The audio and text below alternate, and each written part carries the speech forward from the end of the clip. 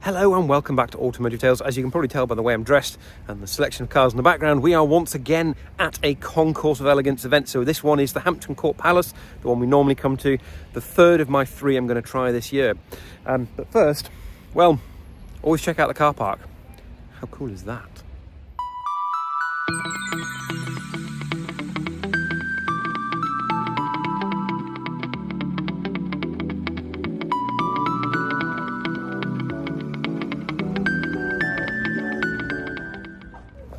Clearly 2025 is the year of palaces under reconstruction.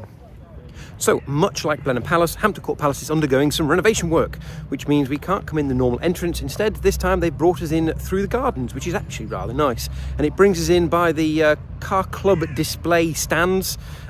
So starting off with a Rolls Royce, how delightful. So we can really start to take in the whole event from here inwards. It can be really difficult to know where to start with these sorts of displays, but you can't go wrong starting with a 300 SL. It's not a gullwing, it is a convertible with a hardtop on, but it's still a 300 SL. Oh, and there's a little AC Ace, I think this is, precursor to what became the shell that was used for the Cobra. But yeah, 300 SL, very nice. If you thought my Fiat 850 was dinky, look at this tiny little thing. It's absolutely minute. How cool is that?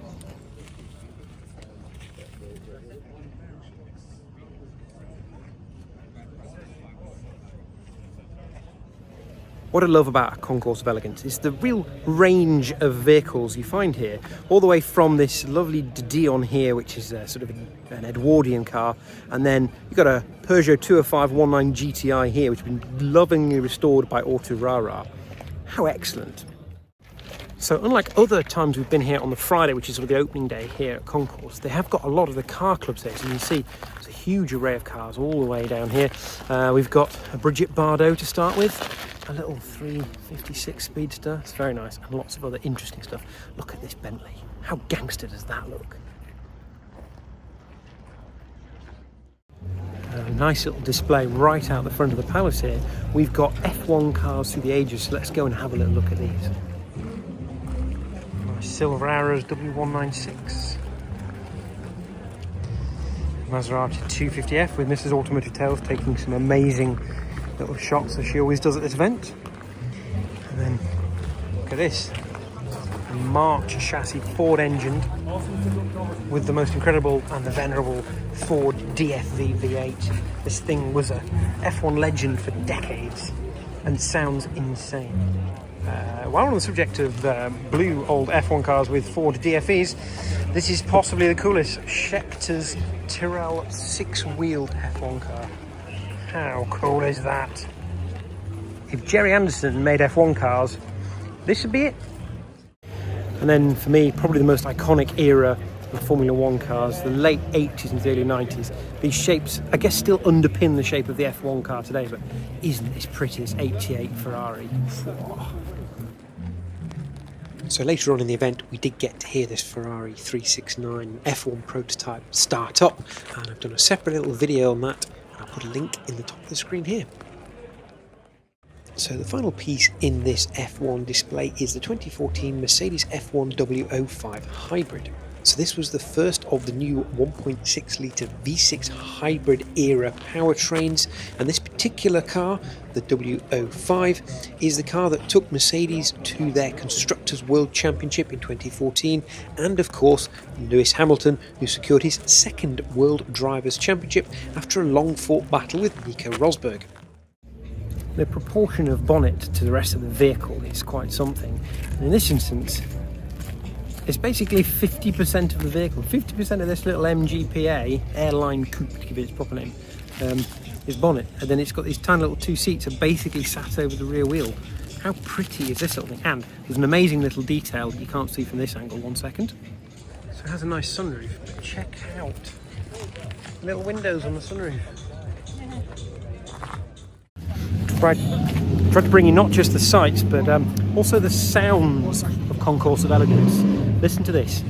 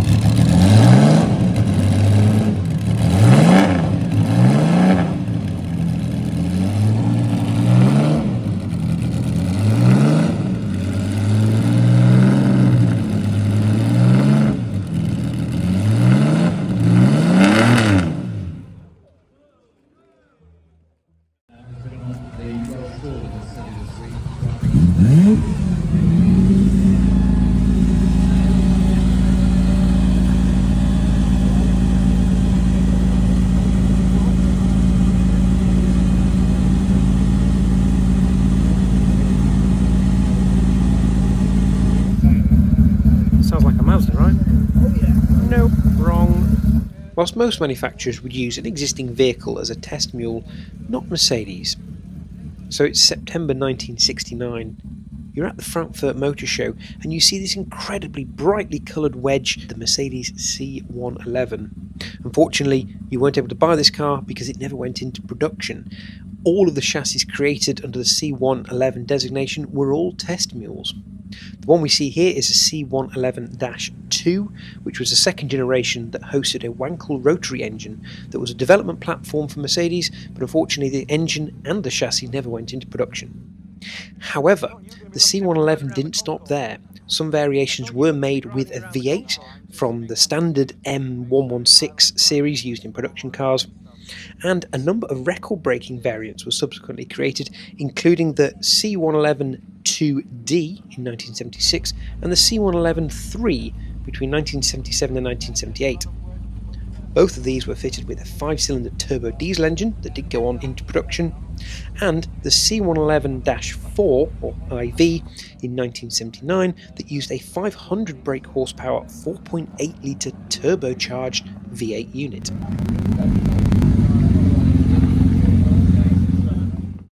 So I think we may have bettered the MGPA airline coupe with this 1914 Bugatti when it comes to bonnet to vehicle ratio. See that bonnet for a nice 8-valve engine? That's basically all of the car. It's like 75% engine and bonnet, 25% somewhere for the driver to perch. But at least you don't have to go very far to turn the fuel off because, well, the fuel cutoff is on the tank and you're basically sat on it. Safe. So very pretty and slightly unusual Ferrari seems to be a bit of a theme for me at these events. This one's maybe not so unusual, but it is very, very pretty. This green over cream, or it's like a minty green over cream, is a 1966 330 GTC, which has just got the coolest shape. Oh. I mean, you're probably looking at a couple of houses worth here, but you know. Next is the 1961 Maserati 3500 GT Vignale Spider, brought by Christian Byrne. Thank you. Development of the Maserati A6G, which was Maserati's first sports car, the 3500 was one of the truly great sports cars of its time. It's powered by a 3.5 litre motor. So those that are familiar with Chris Harris's podcast might be familiar with the name Manish Pandey. And if you are, you'll be amazed to see Lola, his car's actually made it here to Hampton Court Palace because it's on display for its Connolly interior that's recently been done. Manish has lavished money on this car to make it just so to his specification, including the Montezemolo crest on here, recreated with the permission of the Montezemolo family, very specifically Luca di Montezemolo, who was a friend of Manish's and was in charge of Ferrari when this car was made. So this is a Montezemolo car. So yeah, it's got the badge of the family on the dashboard, which is pretty cool. The most amazing though, it's actually made it here because it seems to be the most unreliable car that anybody on that podcast owns. But it's very cool, and we're very glad it made it here. I did say we see a bit of everything here, and when was the last time you saw an AMG 1? Oh wait, that you probably didn't because these things are so incredibly rare. Not really my cup of tea, but I mean, wow. Just wow. So I know electric cars are considered very cool, but here we have an example of the OG, which is actually quite cool. It's probably about fitting age as well for a concourse event. I assume everybody knows what this is. The only car that should ever have two BMW logos on the back is, of course, the M1. Nothing to do with the infuriating strip of tarmac that runs north to south in the UK.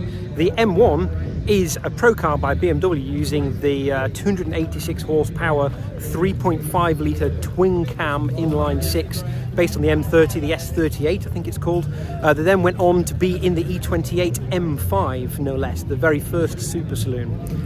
What a cool thing. Who doesn't love a BMW M1? And I mean a proper M1, not a 1 series with lots of pop bang maps and a big turbo engine. No. The real deal, the original, the inline 6 twin cam S38. Look at this little Mini. It looks a bit kind of out on its own here. Loads of stuff has disappeared from around the outside of the event. But this Mini, which I think is about to disappear, is a Callum Design rework of the Mini. Specifically, this one was done for David Gandy, no less. Now, there you go, and it's just about to leave. Sounds quite fruity.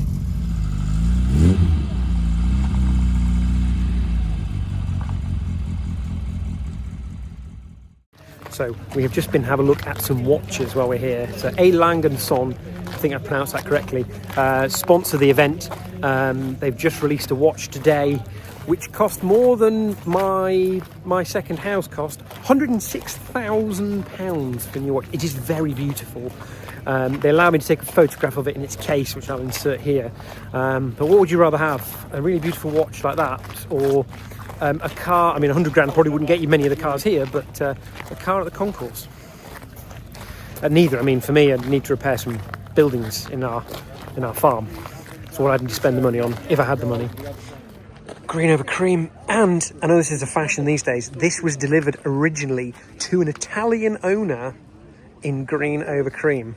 Now that is cool. That is very, very cool. So I'm going to wander down back to what I think has been my favourite car of the day, just because it's captured my imagination. It's a really pretty little thing. A Ferrari 330 GTC Coupe in a light sort of minty green metallic with a cream interior. It's just such a beautifully proportioned, handsome little car. And here it is. Look at that thing. I think I've worked out why I like this car so much. I actually think it reminds me of our little Fiat 850, this sort of rear quarter angle, the lines. It is a Pininfarina car, which I believe ours is as well. Or certainly, if not, it's evocative of Pininfarina styling. And yeah, I just think it's beautifully proportioned. It's like the bigger brother to our Fiat 850. Obviously, it's worth many, many times more. But yeah, what a thing. Okay, that's all for this episode of Automotive Tales. Join us next time where we're going to rank the 3 concourse events we've been to this year, starting with the London Concourse, Salon Privé, and of course, this beautiful event, the Concours of Elegance. Bye for now.